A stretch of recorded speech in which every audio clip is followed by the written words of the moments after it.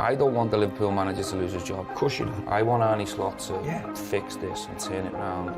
I'd help Liverpool in any department at any minute of every day.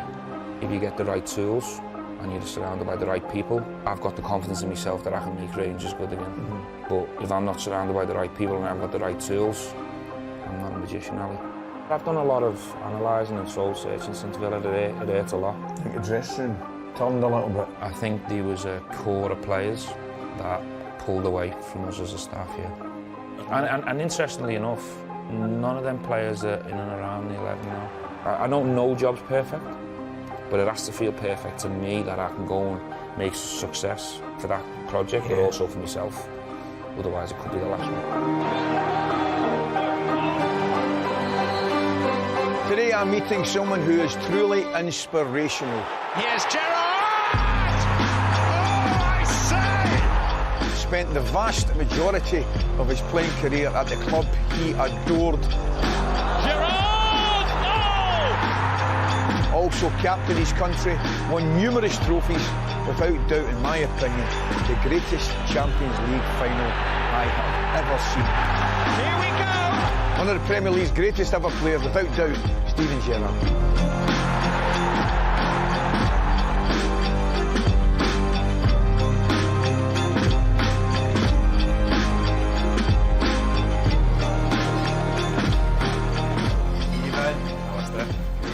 How are you? Okay. You good? Good form. Very well, I'm good. Stephen, great to see you, mate. Thanks for joining us. First of all, My pleasure. how are you? What you on Great, about? Your I'm really life good. Family life, doing a bit of TNT, as you know. Good. Granddad as well I now. know, mate. Yeah. I became a grandfather 4 weeks ago. 4 weeks ago. Wonderful. Fantastic. Well, I want to take you back, if I may, back to your childhood. Tell me a little bit, Stephen, if you would, about growing up in Liverpool. I think it was more challenging for my parents. Very humble upbringing, council estate. Had to work for what we got. But yeah, very much a council estate boy, out on the streets, finding my way. Yeah, just trying to find the ball, trying to find a patch to play on. Really good family, strong family. Look out for each other, and yeah, made some really strong friends growing up as well that I'm still friends with today. So yeah, pretty normal, but very humble, yeah. You touched on it there, but playing in the street. Back in for school, the school bag would again, and you about kicking the ball in the street. Was that kind of the environment? Yeah, I don't think I would have been the player I was or had the career I had without the street upbringing.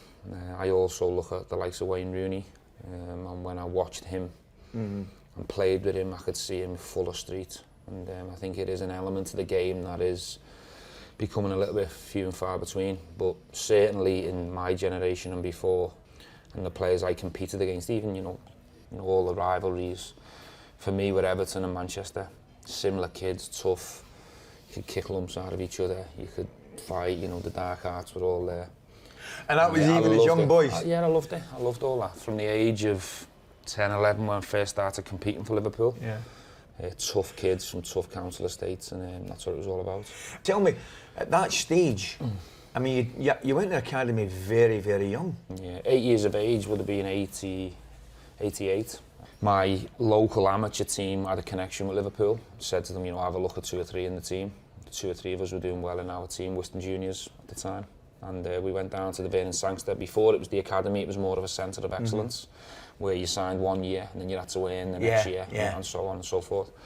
I think growing up and the upbringing and the background certainly gave me that level of resilience and a bit of toughness. And I was extremely competitive, but that came from more on the street, more amateur football, and I took that into the academy back in the day. And that Liverpool team at that time, you must have looked at that side and thought to yourself, wow, that's where I want to be. I didn't think them people were real. Every Christmas I'd ask for the kit, I'd ask for the boots, I'd ask for the ball, and I'd get whatever my mum and dad could afford, but it was always Liverpool. My dad was Liverpool, my brother was Liverpool. But it was always in amongst the kits and the boots was VHSs of Souness, Dalglish, all the European Cup winning teams, the league teams, and you used to see them playing red sometimes, white sometimes, yellow sometimes, and I thought they were characters. I thought they were, it was just unreal, it wasn't real. And it was just my dad telling me all the time. I didn't go to Anfield till I was probably about 8 or 9. Yeah. And I got tickets off Steve Highway. And the first game I went to was Liverpool v Coventry, and it was 3-3, and Moby scored 3 penalties in the game. Seriously? Yeah. At what time in your life can you remember actually meeting the players? I was invited, I think, through Graham Souness first. When he was the Liverpool manager, it would have been around about 92. I think the year they got to the FA Cup final, beat Sunderland 2-0. I was invited to a home game at Anfield and to join the players for pre-match meal and go on the bus. And I think I got a little bit of star treatment back then. I didn't realise at the time. I thought it was maybe on like everyone got to go with this. And I just remember sitting on the bus next to all the first team players and just being in awe and starstruck and just sweating and just really nervous to be around them, but obviously overwhelmed and blew away. You've gone through the academy, right? Was there any doubt in your mind that they weren't the club for you? No, there was no doubt they weren't the club for me. And you know, privately and quietly, we always knew we were going to sign whatever deal was put in front of us. But at 13, 14, there was a bit of clamour. Everton come to the table, United come to the table. I went to West Ham for a 5-6 day period. I'd done the rounds, if you like, but I was actually told by Liverpool to do the rounds. Liverpool wanted me to go and have a look and have a feel. I think they had that confidence. I think they knew that it was always going to be Liverpool. So that was quite strange at the time. Steve Highway saying, you know, go and have a go at Everton, go to West Ham and try it and see what you feel. United offered me a decent contract at 13, but it was always going to be Liverpool, no matter what was on the terms. And one of the best days ever when I signed for the 7 years. I signed the schoolboys, the apprentice, and the 3-year pro. Yeah. That was one of the best days of my life. When you sign that pro contract, how do you feel? Well, I'll be really honest with you, at the time I thought I'd made it. Yeah. My money jumped from, for example, £90 a week going into the hundreds. Yeah. And for myself and my family, that was a big deal. That was a really big deal. But I always had really good wisdom and one-liners from my dad all the way through. Ones that have stuck with me all the way. Like when I signed pro, pulled me aside and said, "This is the start." When I made my debut, reset. This is the start. Mm-hmm. You know, you get out of this game whatever you put in. Never ever get ahead of yourself and blah blah. So I always had my brother and my dad to really pull me back. Every time I wanted to think I'm Billy Big Spuds, I had a couple of really good people to pull me back into the place you need to be. Tell me about your debut. Very short, 2-3 minutes. But some buzz to really. See, I can see your face. I can see your face. Some buzz to get there because you can still remember it. I'd gone through so much and sacrificed so much and worked so hard for it. Just to be able to say I've represented Liverpool was some honour and achievement for me. Do you think sometimes you're pinching yourself because a lot of great players never get the opportunity to do that? Yeah, I still do now. I had many highs and lows. Obviously, incredible journey, won some wonderful stuff, experiences. But it's not easy. It's not easy. You know, you wish for it and you want for it and you do everything you can to get there, and then when you actually get there, you realise it's for real. It's a different hobby, it's a different game, different sport. The pressure comes then, and responsibility. But I wouldn't swap my journey for anything in the world. Really proud of it. Blessed to get the opportunity to play for my local club, the club I love. Still do. Very much a fan now. Kick every ball for them, but. But you did handle it. I don't care what anybody says. When players come to clubs, of course you do your best. I get all that stuff. But if you're from that area and that's your club, do you feel an added kind of pressure? Yeah, I think you can feel it, and it's definitely there. But I used to love it. I used to thrive on it and remind myself how lucky am I? How many people would love to be in my shoes? Mm-hmm. You know, how many thousands, hundreds of thousands of people have tried to be in this position, and I've got it now, and I just wanted to enjoy it and try and achieve everything I possibly could. And that's the reason why. You know, I made loads of mistakes as well. I made mistakes on the pitch, off the pitch, very much normal and human from that side of it. But in terms of realising what I had in the palm of my hand, I wanted to really make the most of that. You sound as though you're very blessed and very lucky to have family behind you to steer you through the journey. I think you need that. I think that's key for any footballer. Really important, whether it can be close family or people who've got your back and you trust. Yeah. I'm sure you'll back that up. But also, I was blessed as well to go into a dressing room, first and foremost with Steve McManaman, Robbie Fowler, Jamie Redknapp, Jamie Carragher, Scousers or adopted Scousers who had me back, looked after me, gave me great advice, pushed me into places where I should have been if I got a little bit ahead of myself. And then I had an absolute bit of gold nugget with Gary McAllister coming at the time he did. And I didn't really think much of that at the time. I actually thought he was coming in to compete for the midfield spot, but I think bigger picture, Gerard Houllier, seeing the likes of myself and Danny Murphy and David Thompson, and he's thought, hang on a minute, there's someone coming to the end of his career with a couple of years still left in him, and these guys are desperate for someone around them. So Gary comes in and he's dressed the best. His standards were the best. He would be the one who'd say, "Oh, you." Yeah. Here, there and everywhere. So I think I'm forever in debt to Gary in terms of what he'd done for my playing career from the age of 18 to maybe 22, for sure. It's amazing. You won't know this. Gary and I played together when we were 10, 11, 12, 13, believe it or not. You won't know it. Really? And he was actually, he was maroon. Was he immaculate at the back then? Oh, was he was immaculate. Was he? Yeah, and before you ask, I wasn't. Neither was I, by the way. Neither was I. And I ended up, it's amazing, he was maroon mate in international duty as well. Yeah. So Gary and I go a long way back, and it's great to hear you say that. Gerrard! I was getting a bit of a different feel from the club, different feel from Rafa. Of course, I was guilty of doing a bit of flirting. Mourinho comes on the phone, arguably the best manager in the world at the time.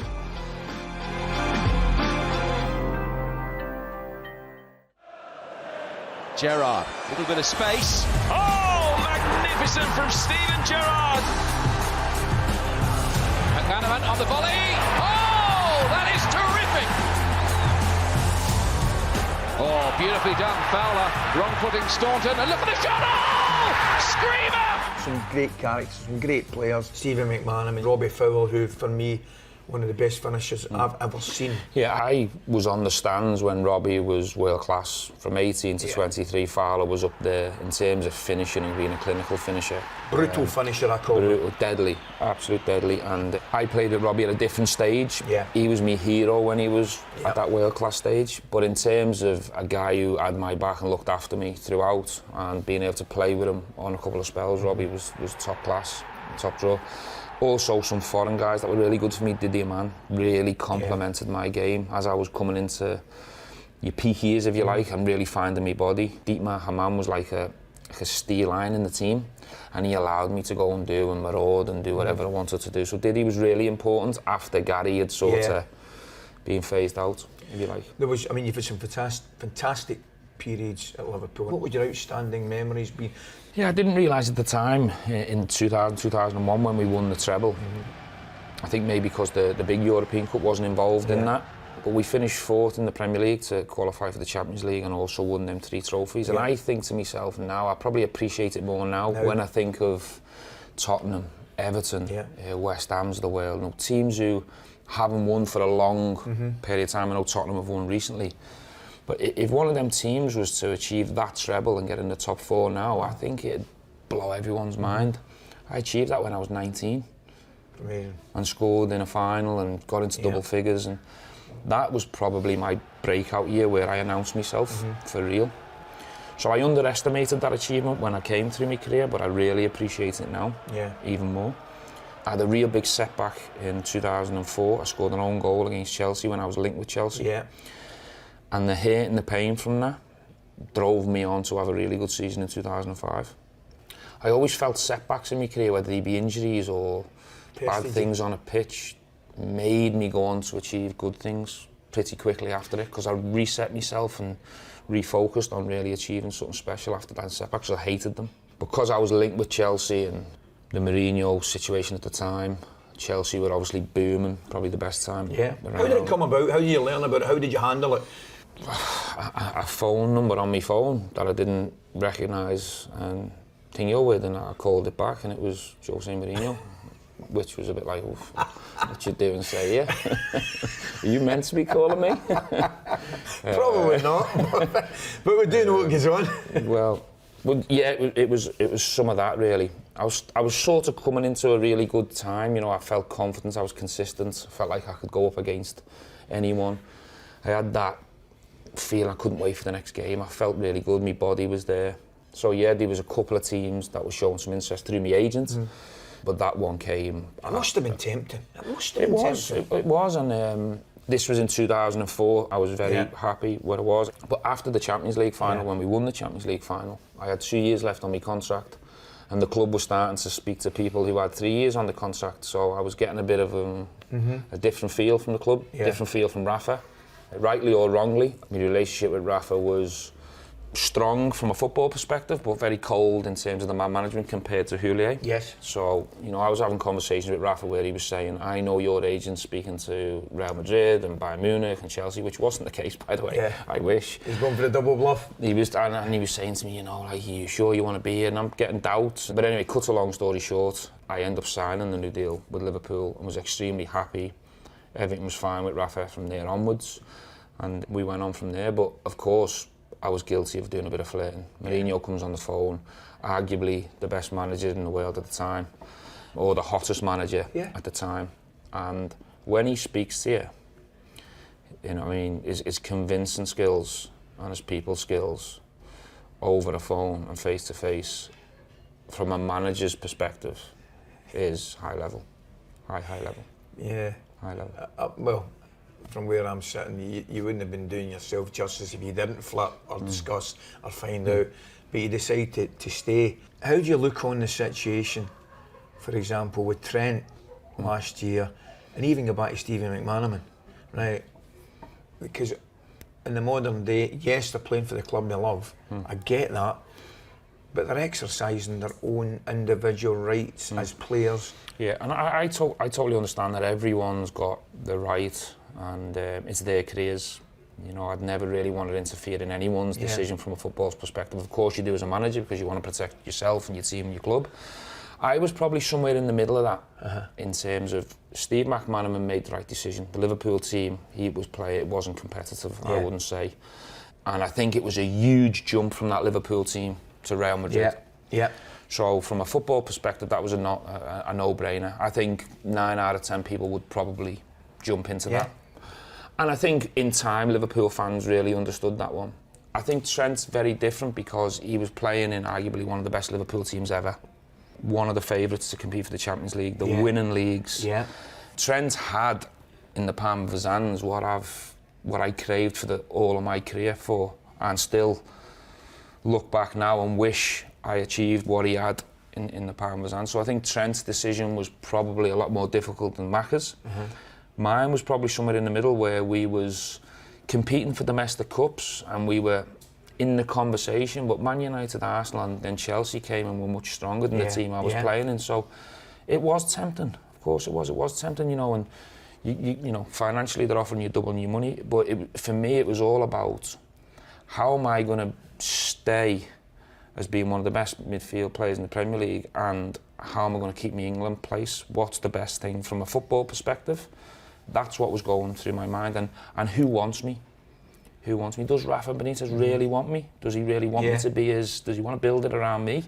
Because if he doesn't, I'm getting told by arguably one of the hottest properties in world football that I'm going to be the main man. Now, whether he meant that or not, it's a different conversation, but he was certainly convincing me and made me feel that way. Really interesting. I want to move on to a couple of games, specific games.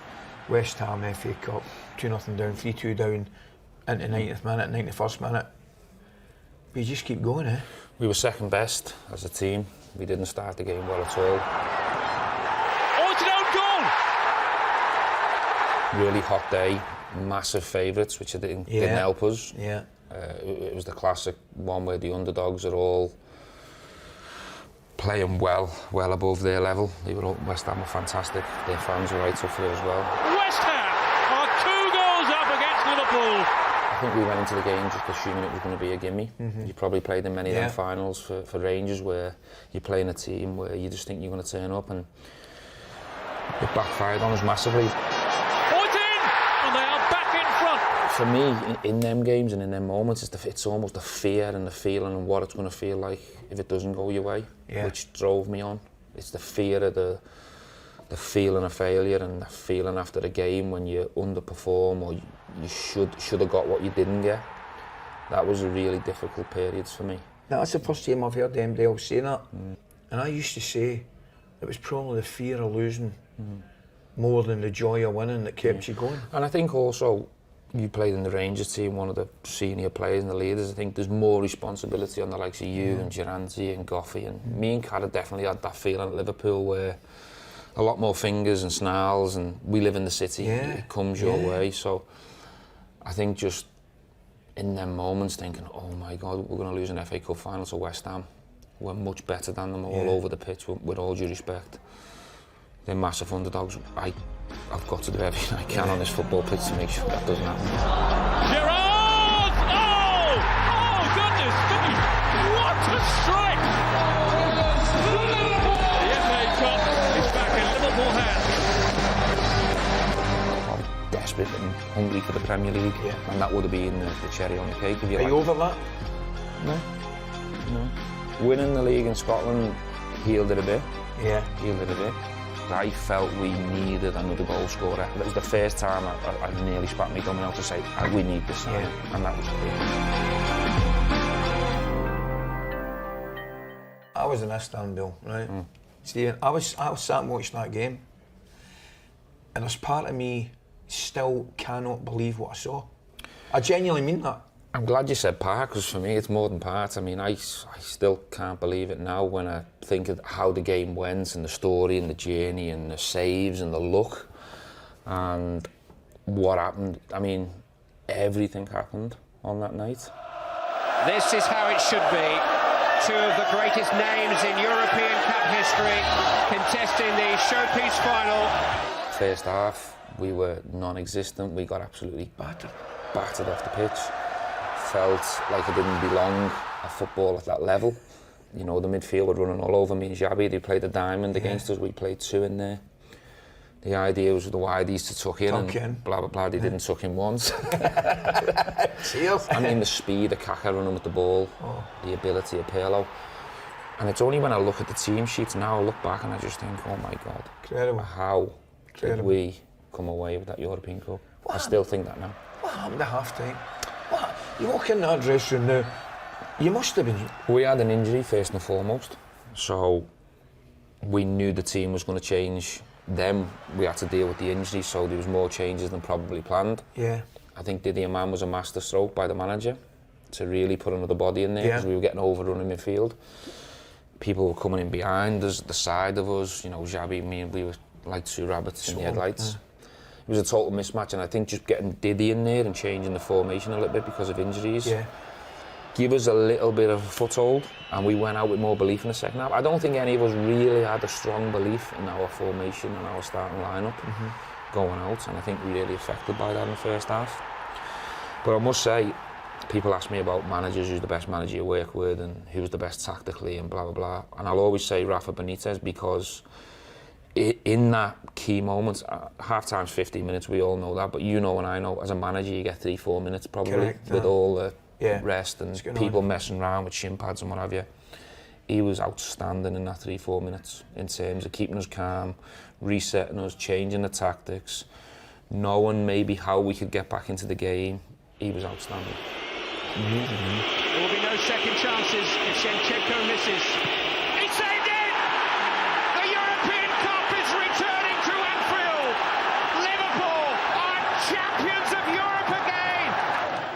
Your career coming to an end at Liverpool, and you've got an opportunity to go to the States. Why? I'm going to say why LA. That's probably the daftest question of the lot. I nearly did say why LA. Obviously LA. Obviously LA. No, the LA. I had a couple of opportunities. I had the chance to maybe go up to Scotland for a bit. I had the chance to maybe drop down into the Championship. Steve Bruce wanted me to be a bit of a player coach. Different things were going on at the time, and then I had a difficult time mentally around the end of the Brendan Rodgers era. I loved the beginning of it because I think he was superb on the training ground, very astute tactically. I enjoyed the man management side of it. I felt like I could have became part of his coaching team. I really felt that. But did you want to? I would have give it a go. But I couldn't get my head around becoming a sub and a squad player. And that's on me. That's not putting fingers at anyone. That's on me because, you know, age, and I wasn't the player I was. You know, I was changing a little bit, dropping a little bit back and blah, blah, blah. But I still felt I could go toe-to-toe with the players that were playing in front of me. Was it a gradual process? It was a gradual process, and I appreciate that. But even still now, I'm happy with the decision I made. And the LA decision was more to have a bit of a break from Liverpool. You know, being in Liverpool all my Yeah. life and being around the pressure and the heat of that city, the responsibility. A difficult end to a career, I would say.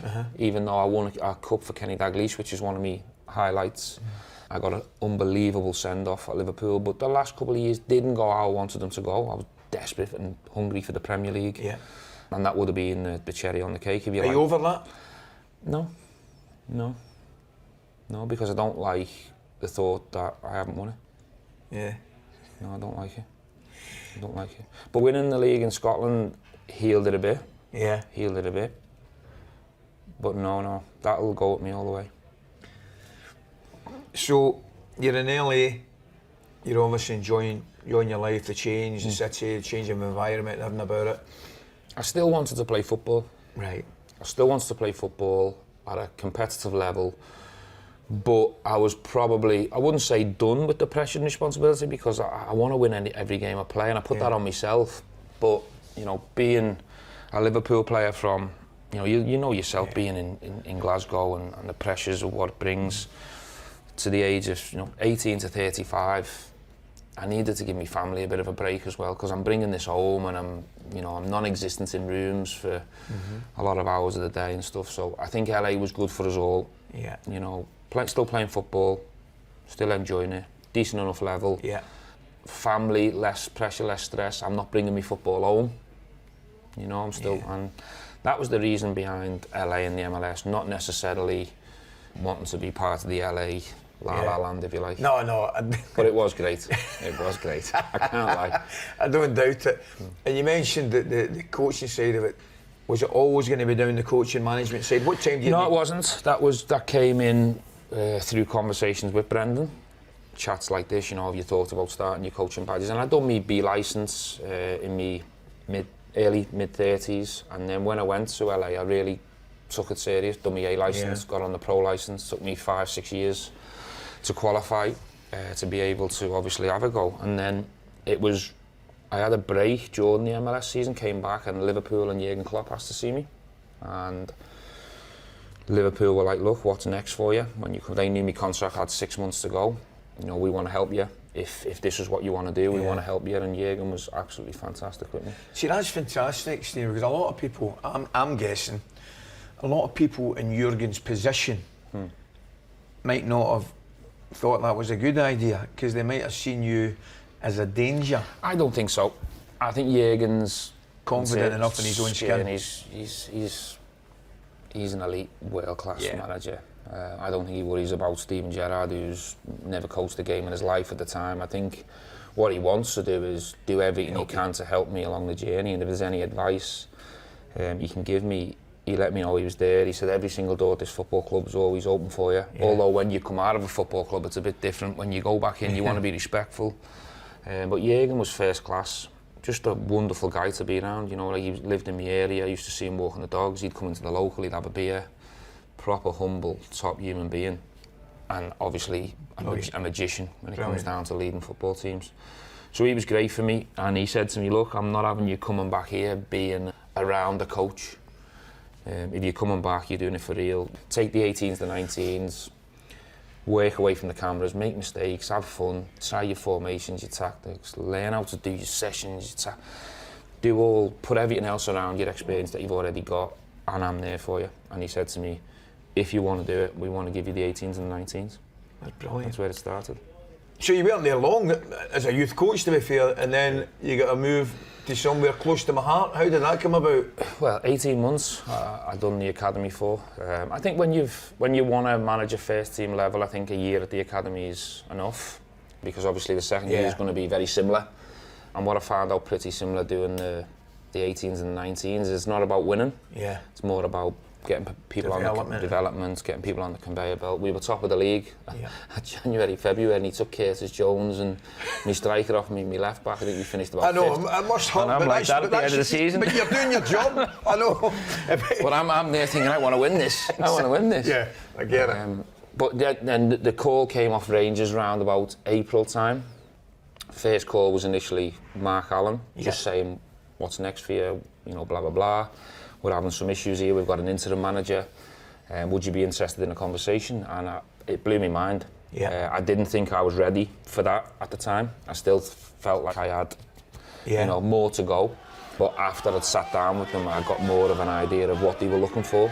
More like a leadership role, someone who can bring a group of staff in and really try and, you know, build something.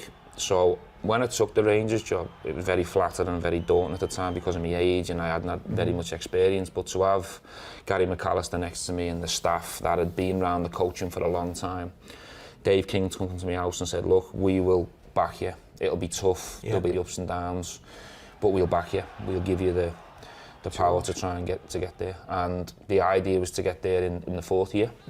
Thankfully we did it a year earlier.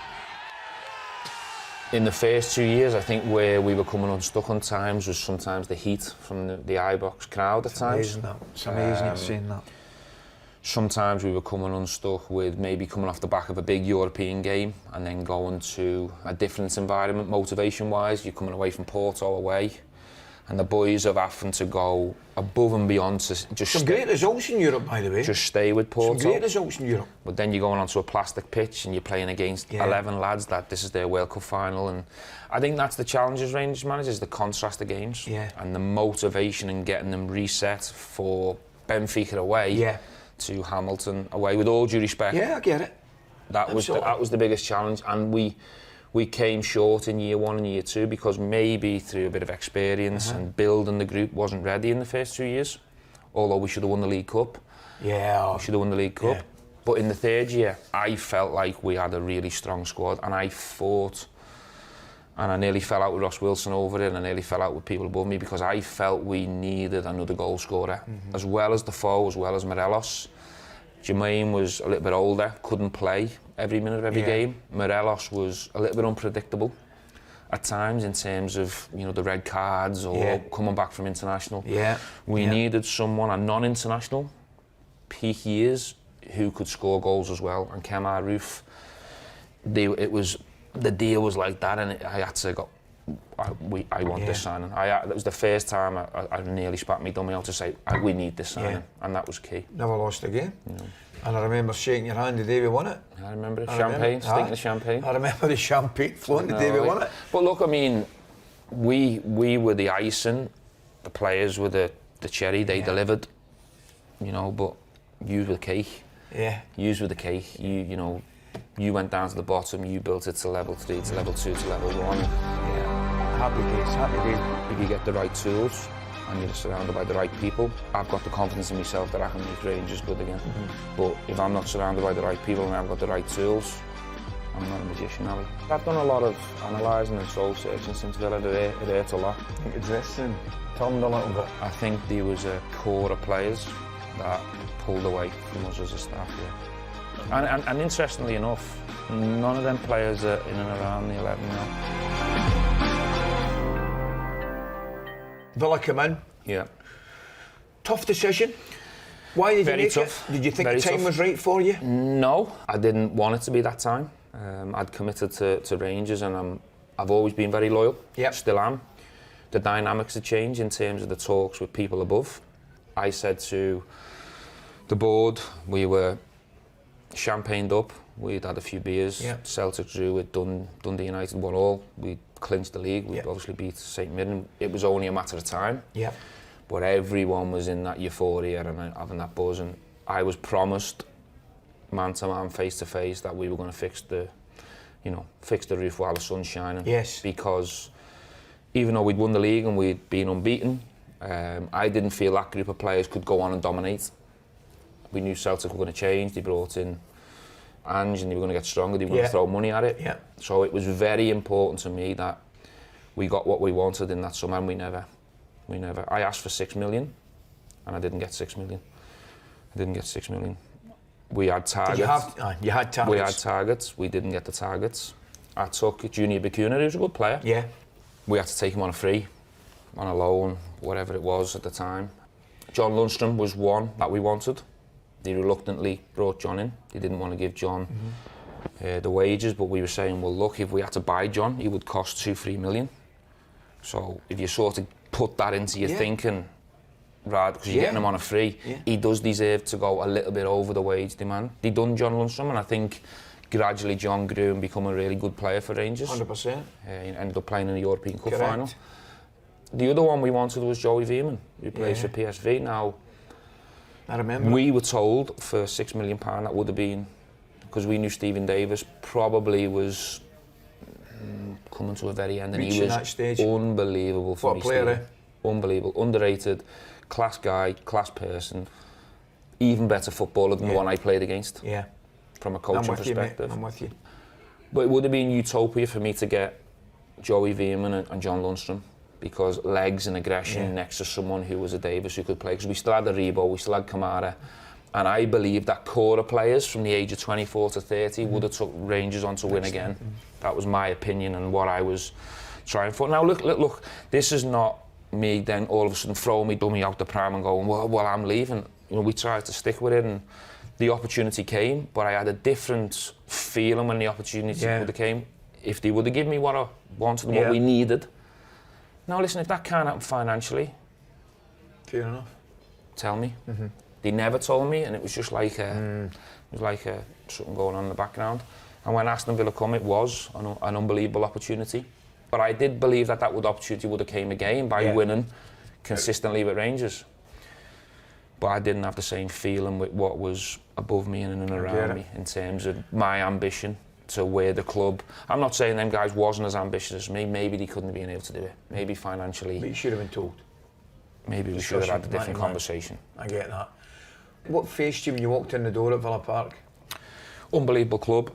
Back in the Premier League. Everyone knows the Premier League is where everyone wants to be. If everyone's brutally honest, it's the best league in the world. Of course it is. Obviously, knowing the size of Villa playing there, competing against Villa, having that opportunity was big at the time. So it was a difficult pull. It was a difficult decision, but I made it. It was the next step, if you like. I say that respectfully because Rangers is huge and holds its own, but in terms of the SPL to the Premier League, it's a step up, and it was a different type of challenge. So yeah, I took it. We went in there, we started really well. I think we took over a really difficult team at the time, because it was 17th in the league. They just lost to Southampton. And we managed to, from November to May, get them into the middle of the table. Yeah. If we'd have beat City, we'd have finished 10th or 11th, I think. It would have been a really strong start. A few people above me were starting to mention Villa for Europe. I didn't think Villa were ready for Europe at that time. We had a decent enough pre-season. Signed a couple of good players, Boubacar Kamara, Diego Carlos, because we felt like, you know, the defence needed a bit of support and the middle of the pitch. So I was going into the second season thinking, hang on a minute, we've just had Villa performing around 7th, 8th, 9th in the Premier League from 17th. We've got them in a good place here. We've made 3 or 4 really strong signings. I'm going to go for top 10. That was what I'm thinking in my head. And if we can maybe go for a League Cup or blah, blah, blah. And then if you jump in Europe, bingo. Yeah. That's what I'm thinking. We started the season really bad. We lost 2-0 to Bournemouth. We were poor, tactically poor. Players never turned up, and it was a shock result. We bounced back against Everton 1-0 and we steadied it a bit. But when we lost it round toward the end of October, I didn't feel like I could pull it back. I felt like I'd changed the dynamics and upset too many in the dressing room too quickly. And I think that hurt me a lot. I think the dressing room turned a little bit. I think there was a core of players in the dressing room that pulled away from us as a staff, And interestingly enough, none of them players are in and around the 11 now. Yeah. Because Villa have got, and my experience of Villa, I've got a lot of respect for the fans, the club, the ground and the history and stuff. Some of the players we work with at Villa were top. John McGinn, you know, manager's dream. Oh, absolutely. On and off the pitch. Absolutely. Matty Cash, Ollie Watkins. Brilliant. Top kids. We made some top signings, Luca Dean, Boubacar Kamara. I think Watkins can be even better. I think he's got another level if he can find the consistency. So yeah, really disappointed and upset how the Villa finished, but totally deserved it with the last run of results for sure. And that was on me. You mentioned dressing rooms, and I'm not talking about any dressing room in particular. I'm talking about dressing rooms in general. Do you think they've got too much power nowadays? And have they changed? I think certain ones do. So my dressing room at Rangers, no. I listened to them.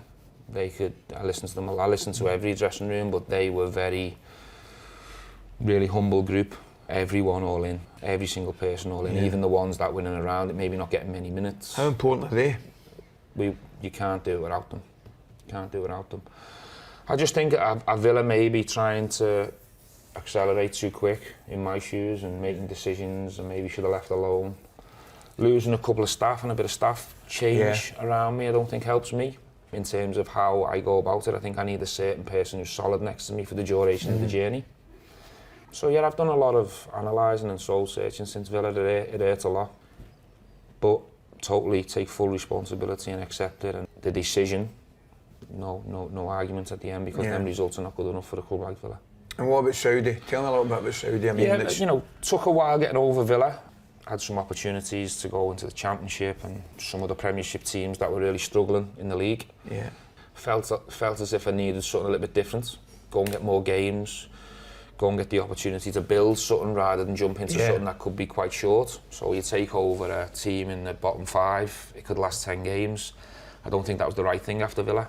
So I wanted to take over something, wherever it may be, where someone was looking at me saying, look, we need to build something over a period of time so I can go and get another 50, another 100 games in my locker to build on more experience, make mistakes. You know, I'm still trying to get to where you want to get to. So then the Saudi offer came. I ended up giving it a go.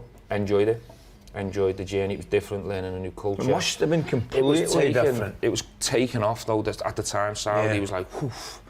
And then you're a part of something that everyone's talking about. And I did get the chance to do what I wanted to do.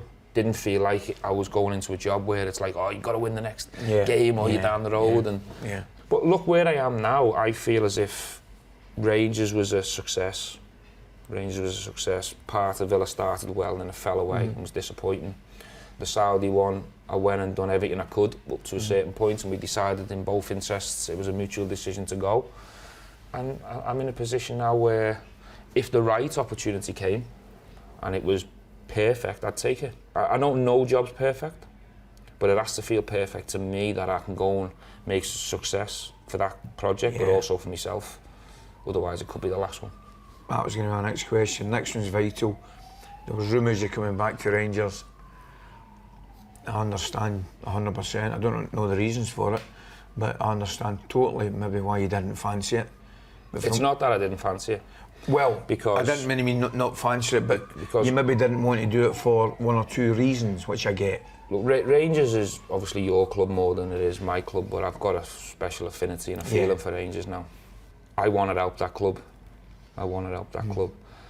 But you have to have the right tools and you have to have the right opportunity to help that club, because I know how difficult it is. Yeah. I understand when you put that on your neck and your shoulders how heavy it is, and you know that more than anyone else.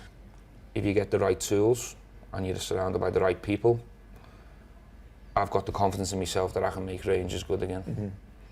But if I'm not surrounded by the right people and I haven't got the right tools, I'm not a magician, Ali. No. Unfortunately. No, I get that. I get that. But that's out of respect for Rangers. I'll only take it if it was right as well. Yeah. The hunger and the desire is clearly still there. You've told me that, and I get it totally. I agree with your next appointment is very, very important, bordering on vital. But at the same time, if that right opportunity or that feeling that I got when I first bounced into Rangers, or if that opportunity doesn't come, I'm fine. Yeah. I'm not searching for a job. I haven't got I'm not down the job centre. No, I know available. That. I'm not hoping teams, that one might come available, blah, blah, blah. But you must have... My life's great. My family life's great. I'm enjoying doing this. I've got a lot going on. My life's good and fine. If the right football project comes up, the hunger's back. It's there. I get it totally. I understand it and I hear you. But you must have a dream of sitting in that dugout at Liverpool one day. You must, Steven. Yeah. And I know you're going to tell me it wouldn't be the be all and end all, and I get that totally. Listen, I've still got dreams. I'll be brutally honest with you. I'd help Liverpool in any department, at any minute of every day. I'd help them at anything. I don't want the Liverpool manager to lose his job. Of course you don't. I want Arne Slot to Yeah. fix this and turn it round and make Liverpool great. I was bouncing all over the city 4 months ago, 5 months ago, Yeah. when Liverpool won the league. I'm a Liverpool fan. I want the best for Liverpool. But if Liverpool need me in any department at any time, I'll be there for them. I didn't doubt that for a minute. Just going to finish, if I may. England, right? As a Scotsman, the irony won't be lost on you, but I look at your squad that you played in, and I do, Stephen, I shake my head and I say, that's one of the best England teams you could possibly get. What happened? I done a thing with Rio recently, and I think a few people thought I was pointing fingers and blaming and giving excuses and reasons as to why we wasn't successful. I was part of the problems and the issues and the reasons why that team wasn't successful. My hand is there, held up. But I totally agree with you. The level of play in that dressing room was beyond belief. But you know, and I know, you then have to have everything else around it. Yeah. You know, you'd have to have the injury luck. Yeah. You'd have to be tactically, you'd have to be adaptable in games. You know, maybe coming off the back of a tough Premier League season, did that help us later on? But, you know, the 2 times that we did have real big chances of winning, we went out on penalties. That can happen, I know, you know? yeah. But I do sit here and understand why I get asked that question a lot. Because talent-wise and player for player, that squad of players was good enough to win a tournament, in my opinion. It has to be. But we all have to take responsibility Yeah. for that. The coaches, the managers, the players, the leadership group, all the players. We all have to own that. I get it. And I do. But I also think if that team had a different formation and played in a different style, it could have been better.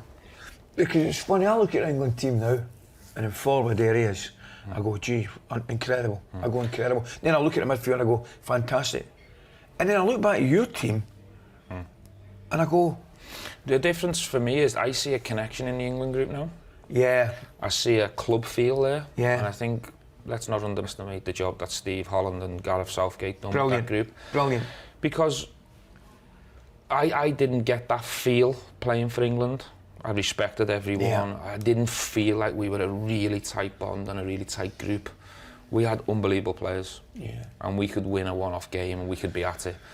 But when we won for Liverpool, you felt like you were on like a charge with a group and it was unbreakable and unbeatable. Yeah, I didn't get that feeling with England. Maybe because we spent less time together. Yeah. Maybe because we spent too much time in our rooms. We had big rivalries at the time, Champions League. There was a bit of bitterness and a bit of needle amongst us.